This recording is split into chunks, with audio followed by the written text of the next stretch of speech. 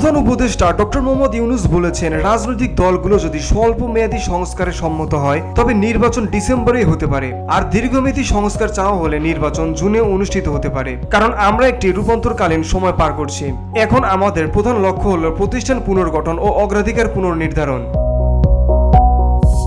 আজ বুধবার রাষ্ট্রীয় অতিথি ভবন যমুনায় যুক্তরাজ্যের বাণিজ্য দূত ব্যারনেস রোজি উইন্টারটনের সঙ্গে বৈঠকে এসব কথা বলেন প্রধান উপদেষ্টা।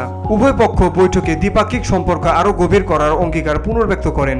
যুক্তরাজ্যের বাণিজ্য দূত ব্যারনেস উইন্টারটন বলেন, বাংলাদেশ ও যুক্তরাজ্যের মধ্যে দীর্ঘ ও বিশ্বাসযোগ্য একটি সম্পর্ক রয়েছে।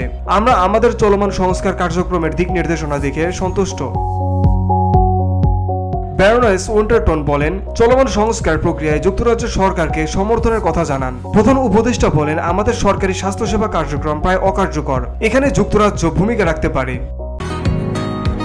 বসুন্ধরা, উত্তরা, বনশ্রী, কুড়িল ও বাড্ডা সহ রাজধানীর বিভিন্ন স্থানে অভিজাত ও অত্যাধুনিক মানের ফ্ল্যাট কেনার এক নির্ভরযোগ্য প্রতিষ্ঠান pleasant properties limited.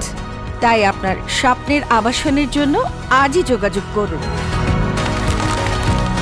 Pleasant properties limited, where destiny matches eventually.